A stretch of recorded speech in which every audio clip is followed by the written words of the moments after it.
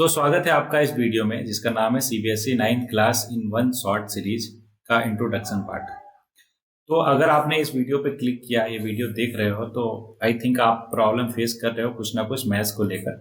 ठीक है, तो उसके प्रॉब्लम के बारे में हम बात करेंगे इस वीडियो में और उसका सोल्यूशन क्या है उस पर चर्चा करेंगे। देन मैं आपको अपने बारे में थोड़ा बहुत बता दूंगा और उसके बाद सीरीज के बारे में बात करेंगे। ओके, चलो स्टार्ट करते हैं। पहले आप मेरे बारे में थोड़ा बहुत जान लो, सच दैट एक ऑथेंटिसिटी बनी रहे आपके और हमारे बीच में कि हाँ, जो आपको सामने बता रहा है इंसान है ना, वो ठीक है, कैपेबल है कि पिछले 10 सालों से मैं पढ़ा रहा हूँ मैथ्स बच्चों को, तो एक एक चीज़ जानता हूँ।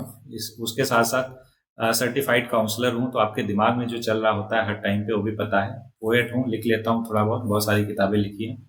और फिलहाल के लिए सेंट्रल गवर्नमेंट में एक ग्रुप बी एम्प्लॉई के जैसा कार्यरत भी हूँ। ठीक है, तो वो बहुत ज़्यादा मैटर नहीं करता है एवरीबॉडी, सबसे ज़्यादा मैटर आप करते हो, तो आप पर पूरा का पूरा फोकस होना चाहिए यहाँ पे। तो ध्यान से अभी जो जो बातें होंगी हमारे बीच में ध्यान दीजिएगा।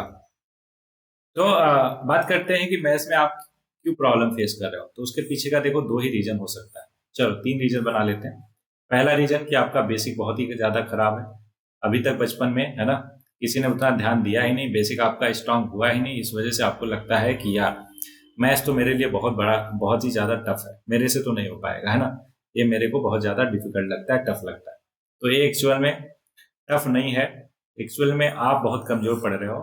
सबसे पहला काम होना चाहिए आपको बेसिक पे काम करना चाहिए। कैसे काम कर सकते हो, भैया दीदी कोई है तो उनका थोड़ा सा टाइम मांग के है ना बढ़िया बेहतर कर लो। अगर वैसे नहीं कर सकते हो तो एक काम करो, इसी चैनल पे उद्गम सीरीज मिल जाएगा आपको। उद्गम सीरीज में मैंने क्या किया है, पूरा फर्स्ट क्लास से लेकर 8वीं क्लास तक के मैथ्स को समराइज करके एकदम बेसिक क्लास 1 से लेकर क्लास 8 तक पूरा का पूरा मैथ्स सॉल्व करवाया है, किसमें, उद्गम सीरीज में। तो अगर आप एक बार उद्गम को कर लेते हो तो ये वाला प्रॉब्लम आपका एकदम क्लियर हो जाएगा, फिर दोबारा बेसिक में आपको प्रॉब्लम नहीं होगा। ओके, पहले कैटेगरी के ये लोग हो गए जिनको बेसिक में प्रॉब्लम है, तो उनका सोल्यूशन पता चल गया, क्या, उद्गम सीरीज। कहाँ पे, इसी चैनल पे। अदरवाइज भैया दीदी को पकड़ो, उनसे 2-4 दिन हफ्ते भर है ना बेसिक एकदम क्लियर कर लो, लेकिन वो भी परेशान हो जाएंगे। तो उससे बेहतर मैं सुझाव आपको दूंगा, उद्गम सीरीज को एक भी बार में मास्टर कर लो। क्यों? क्योंकि 14 से 15 लेक्चर है, आधे आधे घंटे के, करीब 6-7 घंटे में आपका पूरा पूरा सीरीज हो जाएगा। तो एक काम करो, इसी को कर लो प्रैक्टिस के साथ। ओके, दूसरे टाइप के लोग ऐसे होते हैं जिनके अंदर एप्टीट्यूड नहीं होता। अब बोलो कि सर एप्टीट्यूड क्या होता है, तो देखो एप्टीट्यूड की बात नहीं कर रहा मैं, एप्टीट्यूड का मतलब होता है कैपेबिलिटी। ऐसा मैं नहीं बोल रहा कि आप कैपेबल नहीं हो, देखो आप बहुत सारी चीजों में कैपेबल हो सकते हो। कहते हैं ना कि किसी मछली को अगर हम पेड़ पर चढ़ाने की कोशिश करें और उससे उसकी कैपेबिलिटी मेजर करें तो बेवकूफ़ी वाली बात होगी। सेम मैनर में मान लो कि आप आर्ट्स में या फिर बाकी कोई स्पेसिफिक सब्जेक्ट में आप बहुत ही बेहतरीन हो और मैथ्स में उतने अच्छे नहीं हो, तो मैं ये नहीं कह सकता कि आप नालायक हो, आप बेकार हो, है ना, आप कुछ नहीं कर सकते जिंदगी में। ऐसा जो बोलता है वो खुद जानकार नहीं होता और बिना जानकारी के ऐसे ही किसी को कुछ भी बोल देता है, स्पेशली बच्चों को। ओके, तो आपको उन सब चीज़ों में नहीं पढ़ना है। सिंपली देखो, मैं एक काउंसलर भी हूँ जैसा कि आपको पहले ही बताया, तो मेरा एक काम है कि एकदम सही डायरेक्शन देना पेरेंट्स को एज वेल एज बच्चों को भी। ठीक है, तो ये एप्टीट्यूड कैसे चेक होगा, उसके लिए कोई काउंसलर आसपास हो सकता है आपके, या फिर भैया दीदी है ना, कोई अच्छे लोग जिनको जो काफ़ी अच्छे टाइम से पढ़ा रहे हैं या फिर जो स्टूडेंट से डील करते हैं, वैसे लोग कुछ दिन तक पढ़ा के आपको बता सकते हैं कि वो पर्टिकुलर एप्टीट्यूड है कि नहीं। चलो इसको मैं थोड़ा सा इलोबरेट कर देता हूँ कि आपका बेसिक भी क्लियर है, आपको बहुत ही अच्छे से पढ़ा के किसी ने देख लिया, बेसिक भी क्लियर है और पढ़ा के भी किसी ने बहुत ही अच्छे से देख लिया, अलग अलग तरीके से, समझ लो, फिर भी आपको वो सब्जेक्ट नहीं आ रहा, तो कहेंगे कि हाँ आपकी एप्टीट्यूड में प्रॉब्लम है। फिलहाल के लिए मैं कैसे चेक करता हूँ कि मेरे पास बहुत सारे टेस्ट हैं, उसके बेसिस पे मैं डिसाइड करता हूँ कि बच्चे के अंदर वो एप्टीट्यूड है कि नहीं। बहुत सारे क्वेश्चनरीज देकर, टेस्ट लेकर बच्चे का। ओके, तो आप इस एप्टीट्यूड में काम कर सकते हो। अगर मेरे से डायरेक्टली कांटेक्ट हो जाता है आपका, तो आप जैसे मेरे से डिस्कस करके आप बात कर सकते हो इस एप्टीट्यूड के बारे में। और तीसरा, पहला दूसरा हो गया, तीसरा तीसरा है आपका लेजीपना, नालायकपना। मतलब आप करना ही नहीं चाहते हो, सिंपल सी बात है कि सर नहीं पढ़ेंगे, बाद में कर लेंगे, या फिर पास हो जाएंगे, या फिर चीटिंग कर लेंगे, है ना, कोई टेंशन नहीं, कोई पढ़ाई का दिक्कत परेशानी नहीं। तो ये आपका लेजीपना है, नालायकपना है, इसको बिल्कुल हटाना है। अभी आपको लगना है, क्यों? क्योंकि ये केवल जस्ट 9th की बात नहीं है, आगे कभी भी किसी भी एग्जाम में जाओगे। इवन मैं यूपीएससी वाले बच्चों को भी पढ़ाता, तो आप समझते हो यूपीएससी में एक सी सेट होता है, सभी को पता होगा। सी सेट में केवल 33% लाना होता है, और इसी नालायकपना की वजह से लोग सोचते हैं कि नहीं आगे तो मेरे को मैथ्स लेना ही नहीं, तो क्या करना पढ़ के अभी, तो इस सी सेट में जिसमें केवल 33% लाना होता है, इसमें लोग फेल हो जाते हैं। And that is because of this mathematics. या फिर जो अभी आप नालायकपना दिखा रहे हो ना, मतलब लेजीनेस दिखा रहे हो, पढ़ाई नहीं कर रहे हो, तो इसकी वजह से आगे अगर कोई कंपटीशन में बैठते हो तो वहाँ पे फिर आपको बहुत ही ज़्यादा डिफिकल्टी फेस करनी होती है। दैट्स वाई आगे 11th में मैथ्स लेना है नहीं लेना है, मैथ्स पढ़ना है नहीं पढ़ना है, अलग बात है, लेकिन कम से कम इतना एप्टीट्यूड तो आपके अंदर होना चाहिए ना कि आप बेसिक मैथ्स को अच्छे से कर पाओ। और 9th-10th क्लास का मैथ्स जो है बहुत ही बेसिक मैथ्स है। दैट्स वाई आपको पूरे ध्यान से इसको अच्छे से करना है। ओके, चलो, प्रॉब्लम विथ मैथ्स हो गया है ना।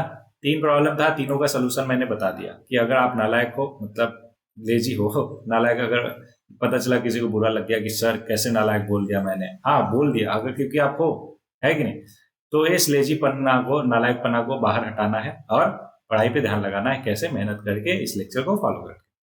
सो एवरीबॉडी, आपका प्रॉब्लम विद मैथ्स भी हो गया, सोल्यूशन भी हो गया, अबाउट मी मैंने अपने बारे में बता दिया। अब इस पर्टिकुलर सीरीज के बारे में बात करते हैं। तो जैसा कि आपने टाइटल देखा सामने, CBSE 9th class in one shot. One shot का मतलब क्या हुआ है, ध्यान दीजिएगा।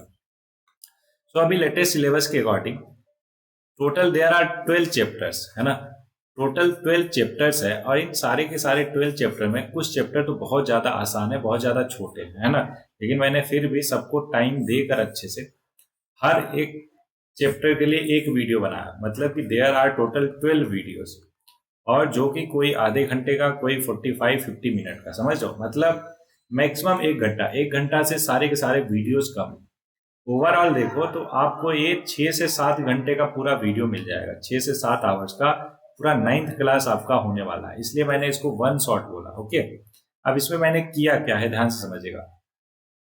मैंने इसमें एक्सप्लेन किया है आपको एक कॉन्सेप्ट को, कॉन्सेप्ट एक्सप्लेन किया है पूरा का पूरा। एनसीईआरटी में जितनी भी चीजें हैं ना, कॉन्सेप्ट एक्सप्लेन किया। कॉन्सेप्चुअल क्लैरिटी बहुत ज्यादा मैटर करती है एवरीबॉडी, दैट्स वाई पहले तो आपका कॉन्सेप्ट किया, उसके बाद उस साथ में मैंने आपको बताया कि नोट्स कैसे बनाने हैं और कौन कौन से पॉइंट आपकी कॉपी में होना चाहिए।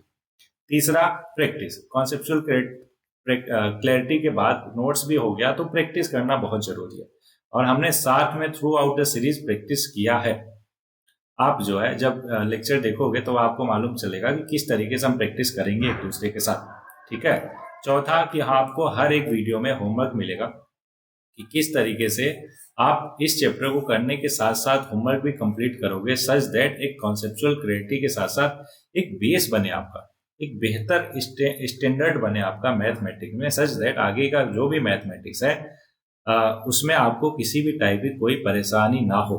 साथ में अगर कोई किसी को परेशानी होती है तो उसको भी उस परेशानी से बाहर निकाल पाओ आप। ओके, इतना कैपेबल बनाना है, ये पर्पज है इस पूरे के पूरे सीरीज का, ठीक है। अब आपको करना क्या है ये मैं समझा देता हूँ, है ना। Dos and don'ts. तो डूज क्या है इस पर्टिकुलर सीरीज के लिए समझो। जब भी लेक्चर देखोगे आप कॉपी पेन लेकर बैठोगे। क्या, कॉपी पेन लेकर बैठोगे, बैठने को मैंने बोला, लेटने को नहीं। कॉपी पेन लिया है तो ऑब्वियस से बैठोगे अच्छे से। दूसरा, साथ में प्रैक्टिस और नोट्स करोगे, नोट करोगे और प्रैक्टिस साथ में करोगे, ठीक है। तीसरा, जो होमवर्क मिलता है उसको करके कमेंट बॉक्स में कमेंट करोगे, है ना। देखो, मजा तभी है जब दोनों तरफ से इनपुट मिले, मेरी तरफ से तो है ही, साथ में आपकी भी तरफ से, तभी मजा आएगा, तभी हम एक बेहतर पोजीशन पे पहुंच पाएंगे अपनी पढ़ाई में, अपनी प्रिपरेशन में, ठीक है। तो ये हो गया डूज। डोंट क्या है, समझो। डोंट ये है कि अगर आपको लगता है 6-7 घंटे आप नहीं दे सकते ना इस सीरीज को, तो वीडियो मत देखो, है ना। लेक्चर देखने की कोई जरूरत नहीं, या फिर किसी दूसरे टीचर का देख लो एवरीबॉडी, ठीक है। दूसरा, कि अगर आपको लगता है कि आप होमवर्क नहीं कर सकते क्योंकि कोई अकाउंटेबिलिटी नहीं है आपके अंदर, तो वीडियो मत देखो, कोई मतलब नहीं फिर ऐसा करने का। तीसरा, अगर आपको लगता है कि आप अकाउंटेबल हो किसके लिए, होमवर्क करने के लिए, और इस पूरे के पूरे सीरीज को एंड तक फॉलो करने के लिए, तो बिल्कुल करो, अदरवाइज ना करो। ओके, तो ये डूज एंड डोंट हो गया। चौथा चीज कि अगर किसी भी टाइप की कोई भी दिक्कत परेशानी होती है आपको, सब्जेक्ट के रिगार्डिंग, स्ट्रेटजी के रिगार्डिंग, है ना, काउंसलिंग के रिगार्डिंग कोई भी दिक्कत होती है, तो आप बिल्कुल कनेक्ट कर सकते हो मुझे, बात कर सकते हो, डिस्कस कर सकते हो जो भी प्रॉब्लम। अगर ये सारा कुछ आप नहीं कर सकते डिस्कस, है ना, तो फिर ये पूरा सीरीज फॉलो करने का कोई मतलब नहीं है एवरीबॉडी। क्यों? क्योंकि मेरा मानना है कि आप बेहतर पोजीशन में कभी पहुंच सकते हो लाइफ में, चाहे वो प्रिपरेशन की बात करें या किसी सब्जेक्ट की या फिर ओवरऑल लाइफ की बात करें, वो तब जब आपके दिमाग में एकदम क्लैरिटी हो चीजों को लेकर, ठीक है। अगर आप कंफ्यूज रहोगे ना, तो आप अपना भला कर पाओगे ना तो किसी और का। हाँ, थोड़ा सा बातें कड़वी लग सकती है। क्यों? क्योंकि बातें सच जब होती है तो कड़वी भी लगती है। तो इन्हीं शब्दों के साथ एवरीबॉडी इस वीडियो में बस इतना ही। कुछ ज़्यादा ही बोल दूंगा तो आपको लगेगा कि अरे सर ये तो अभी इंट्रोडक्शन है, इतना सुनाओगे, फिर लेक्चर में क्या होगा? लेक्चर में मैं सुनाता नहीं एवरीबॉडी, पढ़ाई के टाइम पे ओनली पढ़ाई, बात के टाइम पे ओनली बात। ठीक है, वो लेक्चर आप देखोगे तब पता चल जाएगा आपको। ओके, सो एवरीबॉडी इस पर्टिकुलर इंट्रोडक्शन में इतना ही। आई होप कि एक एक चीज आपको क्लियर होगा। चलो पहले लेक्चर के साथ स्टार्ट करते हैं। So let's begin.